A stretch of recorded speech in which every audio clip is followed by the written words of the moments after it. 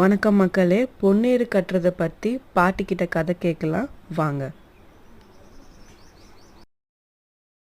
பொன்னேறு கட்டி இங்கேருந்து ஊர்லேருந்து அரிசி கலந்து எடுத்துன்னு கவனப்படான்னு போவாங்க. போய் அங்கே 2 மாடு கட்டி சந்தனம் பொட்டெல்லாம் வச்சு ஓட்டுவாங்க. அங்கே அவர் ஓட்டி அப்புறம் நாமளும் போய் எல்லாமே ஓட்டலாம். ஓட்டிட்டு வந்து அங்கே ஒரே கிடாய் வெட்டுவாங்க. அந்த ஒரு கிடாய் வெட்டி எல்லாம் எடுத்துகிட்டு வந்து இங்கே 10-15 கிடாய் 20 கிடாய் 30 கிடாய் கூட வாங்குவாங்க. வாங்கி வெட்டி எல்லாம் பருவ கூறு வைக்குவாங்க. கூறு வச்சு அதுக்கு தகுந்த காசு போடுவாங்க. அந்த காசு கொடுத்து நம்ம கறி எடுத்து வர வேண்டியதான். அதுக்கப்புறம் பொன்னேரி கட்டி முடிச்சதுக்கப்புறம் என்ன பண்ணுவாங்க? அதான் பொன்னேரி கட்டி முடிச்சிட்டு பின்னாடி தான் கறி பங்கு போடுறது. அதே எல்லார் வீட்டுக்கும் ஒரு பங்கு கொடுத்துருவாங்க.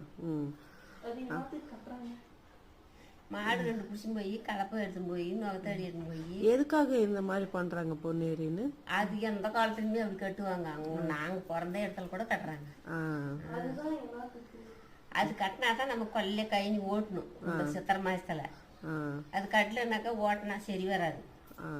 அதுக்கோசமா சித்திரை மாசம் பிறக்காதுக்கு முன்னே நம்ம கைனி கொல்ல கூட ஓட்டலாம்.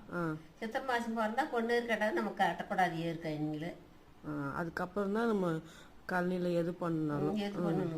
சரி, அப்படி வீடியோவுக்கான ஷேர் போடுங்க, சப்போர்ட் பண்ணுங்க.